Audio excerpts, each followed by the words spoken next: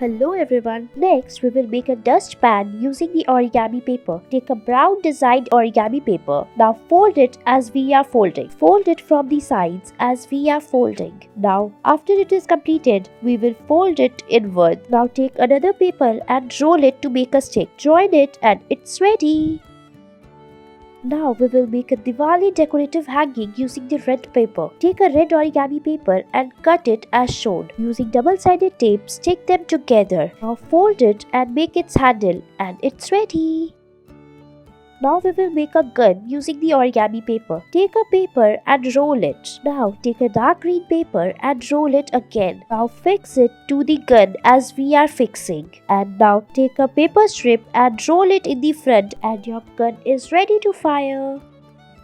Next we will make a beautiful Christmas tree. Take a green color paper and fold it in the same way as we have done. Now cut it out, again fold it and cut it from the sides using the scissor. Now fold it as we have done and it's ready. Thanks for watching.